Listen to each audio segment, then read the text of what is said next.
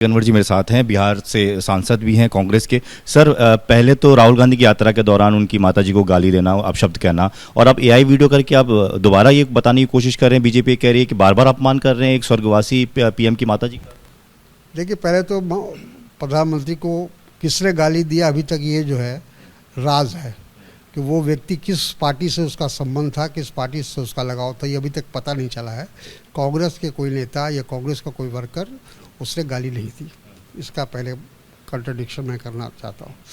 दूसरा ये कि जो ये वीडियो की बात कही जा रही है, तो ये वीडियो तो जो घटना घटी है पिछले दिनों उस पर आधारित है। उसमें सारी चीज़ कोई झूठ नहीं है, सब सच्चाई है। अपनी माताजी को उन्होंने इस्तेमाल किया नोटबंदी के समय, उन्होंने अपनी माताजी के इस्तेमाल किया, पैर धोने का नाटक किया, ढोंग किया, उसको सारे देश में दिखाया गया। तो उसमें बेइज्जती कहाँ होती? वो तो उन्हीं चीज़ों को दोहराया गया जो उन्होंने अब तक अपनी माताजी के नाम पर जो अपनी राजनीतिक उल्लू सीधा करने की कोशिश की, उसको दर्शाया गया है। लेकिन बीजेपी तो कह रही है एक बुजुर्ग माता के बारे में आप कहते हैं, वो भी स्वर्गवासी माता के बारे में, और बार बार ये कहना, और खासतौर पर एक पीएम की माँ के लिए ये सब कहना, ये कहाँ तक तर्कसंगत? माता किसी की भी हो, चाहे वो प्रधानमंत्री की हो, चाहे आपकी हो, हमारी हो, सब बराबर है। ये बार बार जो कहा जाता है कि प्रधानमंत्री की माता जी, उनको स्पेशलिटी नहीं है, उसमें वो स्पेशल नहीं है। दूसरी बात ये कि जो हमने कहा कि जो बातें जो इतिहास में गुजर चुकी है और जो सच्चाई पर आधारित है, इसको कंट्राडिक्ट करें वो कि अपनी माता जी को उन्होंने नोटबंदी के वक्त में खड़ा नहीं किया था लाइन में। अगर ये गलत है तो उसकी बात का खंडन करें ना। उसी तरह माता जी का पैर धोने का काम पूरा उसको फिल्माया गया, फिल्म बनाई गई, वीडियो बनाया गया, उसको पूरा प्रचारित किया गया। तो ये सब तो ये सब घटना घटी है, उसी को दोहराया गया है।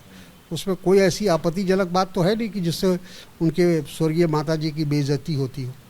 लेकिन सर, ये भी तो सवाल पूछा जा रहा है कि राजनीति में क्या ये सब चीज़ें ठीक हैं कि किसी के माता पिता को लेकर आप कमेंट कर? सवाल ये है कि ये शुरुआत तो हमारे प्रधानमंत्री जी ने किया, और जब ये माहौल, जब देश का जो राजनीतिक माहौल है जब इस तरह का हो गया है, तो वो हमारे खिलाफ इस्तेमाल कर रहे हैं, हम उनके खिलाफ इस्तेमाल कर रहे हैं। सर, आप जो उपराष्ट्रपति का शपथ ग्रहण समारोह था, खड़गे जी तो पहुंचे थे, लेकिन राहुल गांधी नहीं पहुंचे, नेता विपक्ष नहीं पहुंचे। उसको लेकर बीजेपी सवाल उठा रही है कि एक इतने महत्वपूर्ण समय पर राहुल गांधी गायब। देखिए, राहुल जी का पहले से कार्यक्रम निर्धारित था और इसलिए वो उनको जाना पड़ा। लेकिन हमारे राष्ट्रीय अध्यक्ष और विपक्ष के नेता राज्यसभा में खड़गे जी उसमें मौजूद थे, और वो हमारे पार्टी का, हमारे नेतृत्व का उन्होंने प्रतिनिधित्व किया है। इसलिए ये कहना गलत है कि हमने उसका बाइकाट किया या उसमें हम शामिल नहीं हुए। इसके अलावा सर, राहुल गांधी जी रायबरेली गए थे, 2 दिन वहाँ पर रहे। इस दौरान काफ़ी हंगामा भी हुआ। जब वो पहले दिन गए थे तब बीजेपी वालों ने घेर दिया, अगले दिन वहाँ के मंत्री हैं वो कहते हैं कि उनके साथ भी उनका काफ़ी विवाद हुआ। इसको किस नज़रिए से? देखिए, ये तो करेंगे ही। राहुल गांधी जी ने जो वोट चोरी का जो सीक्रेट था उसको खोल दिया, तो उसके बाद बीजेपी में बौखलाहट है कि उनकी जो जिस तरह से वो लगातार वोट चोरी कर रहे थे अलग अलग राज्यों में और राष्ट्रीय स्तर पर, तो वो बातें अब सामने आ गई, देश के सामने आ गई, आम लोगों के सामने आ गई। तो इस बौखलाहट में वो इस तरह की बातें कर रहे हैं, कहीं काला झंडा दिखाने की कोशिश कर रहे हैं, ब्लैक फ्लैग दिखाने की कोशिश कर। इन चीज़ों से कोई फ़र्क नहीं पड़ने वाला है। राहुल जी इन चीज़ों से घबराते नहीं हैं। एक सवाल सर ये भी है कि जगदीप धनखड़, जिनके लेकर आप लोग लगातार कांग्रेस खासतौर पर कह रही थी कहाँ गायब हो गए हैं, वो आज नजर आए शपथ ग्रहण समारोह के दौरान, अब क्या करें? चलिए, अच्छी बात है। एक लंबे अतरान के बाद, एक अच्छे लंबे समय के बाद वो नज़र आए, और सब लोग को चिंता थी, पूरे देश को चिंता थी कि आखिर देश के राष्ट्रपति के पद पर रहा हुआ आदमी या गायब कैसे हो गया, सीन से गायब कैसे हो गया। अब जो भी उनके पर दबाव रहा होगा, जो भी कारण रहा होगा, उनको चाहिए कि वो मीडिया को बताएं। एक आखिरी सवाल सर, रविवार को मैच है भारत पाकिस्तान का, अब अलग अलग बयान भी आ रहे हैं।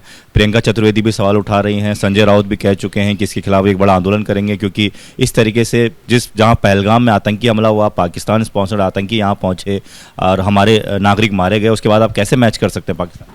देखिए, ऐसा है कि अगर अंतर्राष्ट्रीय मैच है इंटरनेशनल कप है या जैसे एशिया कप है, तो इन चीज़ों में भारत अपने आप को रोक नहीं सकता है, या तो उससे एकदम अलग हो जाए कि हमको इस टूर्नामेंट में जाना ही नहीं है, तब हो सकता है। लेकिन अगर वो ये कहें कि हम पाकिस्तान से नहीं खेलेंगे और दूसरे से खेलेंगे, तो ये अंतर्राष्ट्रीय मैचों में नहीं हो सकता, ये संभव ही नहीं। शुक्रिया सर बातचीत के लिए। कैमरामैन रवीश पांडे के साथ दीपक सिंह रावत, एबीपी न्यूज़, दिल्ली।